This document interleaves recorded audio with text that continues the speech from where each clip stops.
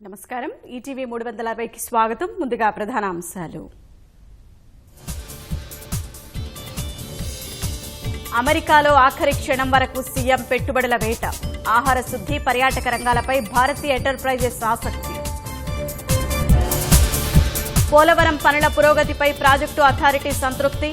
రాష్ట్రంతో కలిసి త్వరగా నిర్మాణం పూర్తి చేస్తామన్న జైన్. విశాఖ మన్యంలో అనువనువు గాలిస్తోన్న బలగాలు. మావోయిస్టుల దాడికి ధీటైన జవాబిచ్చేలా వ్యూహాలు. చిత్తూరు జిల్లాలో యువకుడిపై కత్తులతో దాడి. యువతితో ఫోన్లో మాట్లాడుతున్నాడని బంధువుల ఆగ్రహం. ప్రజాప్రతినిధుల అనర్హతపై సుప్రీం కీలక తీర్పు. ఉన్నత కోర్టులో స్టే వస్తే పదవిలో కొనసాగవచ్చని స్పష్టీకరణ. అక్టోబర్ 10న కర్ణాటక మంత్రివర్గ విస్తరణ. అసంతృప్తుల్ని చల్లార్చడమే లక్ష్యంగా కాంగ్రెస్ చర్యలు. ఫ్రిడ్జ్లు, ఏసీలు సహా 19 వస్తువులు మరింత ప్రియం. దిగుమతి సుంకం పెంపుతో మోతెక్కిన ధరలు.